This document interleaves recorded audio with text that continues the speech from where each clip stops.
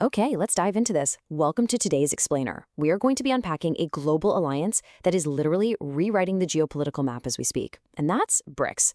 What started out as a pretty tight-knit core group has suddenly triggered this massive global expansion. They're bringing together vast economies and huge populations, all of which are shifting the balance of global trade and influence. So today, we're going to systematically break down the structural evolution of this coalition, tracking its journey from a specialized five-nation bloc to a massive global alliance that's poised to reshape the international stage.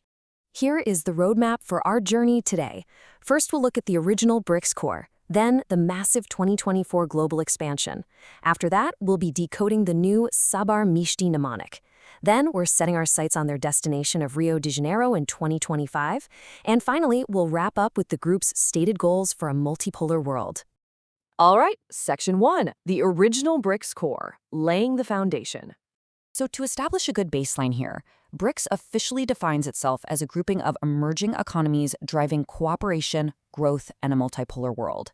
Now, that last part is a really crucial distinction. You see, the group explicitly positions itself not just as your standard run-of-the-mill trade agreement, but as a coalition with the specific intent of reshaping global dynamics into a multipolar structure. Basically, that means moving away from centralized global power hubs and heavily focusing on cooperative, localized economic growth among emerging markets across a bunch of different continents.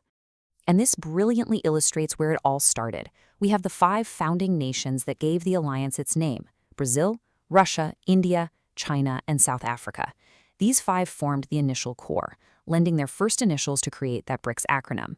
But more importantly, think about what this original grouping actually represents. We're talking about billions of people, massive land masses, and some of the world's most rapidly industrializing emerging powerhouses. They really laid down the geographic and economic bedrock for an alliance stretching from South America to Eastern Europe, across Asia, and all the way down to the southern tip of Africa. Moving right along to Section 2, the 2024 global expansion, growing the alliance. Let's move on and see how this builds, because the structural evolution of BRICS really happens in 3 distinct phases. We have the original core formation, and then a major pivot point happens in 2024, where a whole wave of new global members officially join the ranks. And this wasn't just a slight increase, it was a fundamental shift that more than doubled the size of the coalition, creating a massive wave of momentum. All of this growth leads directly into the highly anticipated third phase on our timeline, which is the upcoming summit scheduled for July 2025, where this brand new configuration is going to be fully tested. Next up, Section 3, decoding Sabar-Mishti, the mnemonic key. Now, what's really interesting here is how we can easily keep track of this massive new roster. We have this unique cognitive tool, a mnemonic, Sabar-Mishti. Let's solve this puzzle together and map it out exactly as the alliance laid it out. S is for Saudi Arabia, A is for Egypt, B for Ethiopia, A for the UAE, R for Iran. Then MI for Indonesia, and Shiti for Eswatini. Notice the profound geographic and economic shift going on here. This expansion brings major Middle Eastern energy giants, strategic North and East African nations, and vast South Asian populations directly into the fold. It essentially bridges vastly different geopolitical spheres, consolidating massive global oil reserves and absolutely critical trade routes under the BRICS umbrella from 2024 onwards.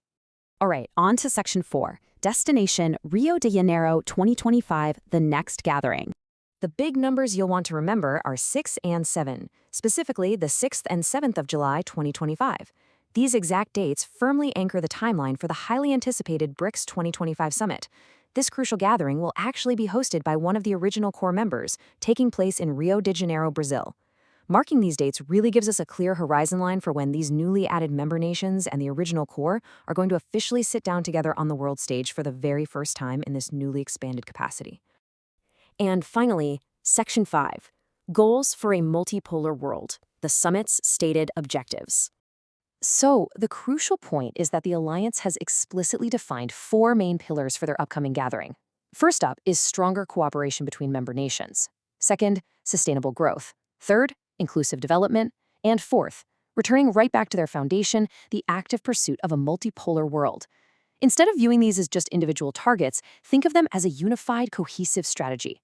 The core idea is that building stronger cooperative bonds and focusing on inclusive, broad-based development will naturally fuel the sustainable economic growth they need to actually achieve and maintain that multipolar global structure.